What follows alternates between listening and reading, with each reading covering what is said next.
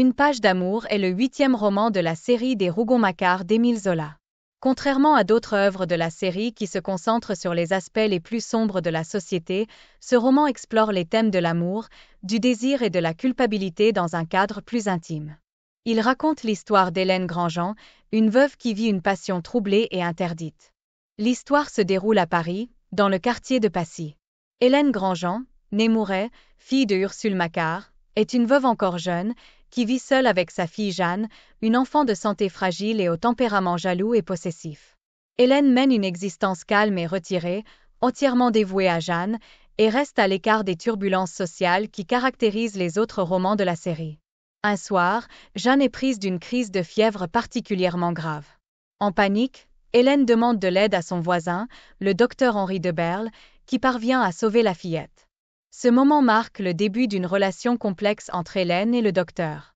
Bien qu'ils tentent de résister à leurs sentiments par respect pour leurs devoirs respectifs, Hélène en tant que mère et Henri en tant qu'époux, une passion grandit entre eux.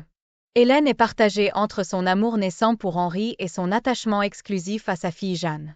La petite, sentant sa mère s'éloigner d'elle émotionnellement, devient de plus en plus jalouse et possessive, exacerbant ainsi le sentiment de culpabilité d'Hélène. La tension atteint son paroxysme lorsqu'Hélène cède finalement à sa passion pour Henri. Cet amour, bien que sincère, est marqué par la culpabilité et la peur des conséquences. Jeanne, qui devine la liaison de sa mère, est dévastée. Sa santé, déjà fragile, se détériore encore plus à cause du chagrin et de la jalousie. La situation se termine tragiquement lorsque Jeanne, après une ultime crise, meurt dans les bras de sa mère, persuadée d'avoir été trahie par elle. Le roman se termine avec Hélène qui, écrasée par le chagrin et la culpabilité, décide de quitter Paris et de retourner à Marseille, sa ville natale. Elle renonce à Henri, préférant la solitude à un amour qui a causé tant de souffrances. Sa vie, désormais vide, est vouée à la mémoire de sa fille disparue. Une page d'amour est une œuvre qui s'inscrit dans la veine naturaliste de Zola, mais avec un accent particulier sur les émotions intérieures et les dilemmes moraux.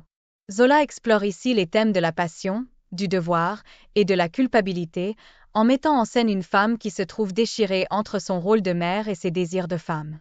Le personnage d'Hélène Grandjean illustre la difficulté de concilier amour maternel et amour romantique.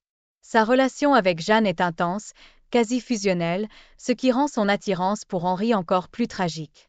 Zola montre comment l'amour peut être à la fois une source de joie et de destruction, surtout lorsqu'il entre en conflit avec les responsabilités familiales. Jeanne, quant à elle, représente l'enfant hypersensible et possessive, incapable d'accepter le moindre partage de l'affection maternelle. Sa jalousie excessive est un facteur déterminant dans le drame qui se joue, et son décès est le point culminant de cette tension irrésolue entre amour et devoir. Zola dépeint également la société bourgeoise du XIXe siècle, avec ses normes strictes et ses attentes rigides.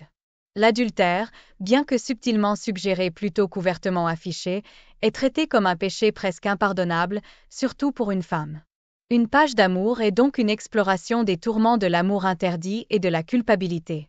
C'est une œuvre où Zola montre que même les passions les plus pures peuvent mener à des tragédies lorsque les conventions sociales et les devoirs familiaux sont violés. Le roman se distingue par sa sensibilité et sa profondeur psychologique, offrant un regard poignant sur les sacrifices et les souffrances liées à l'amour.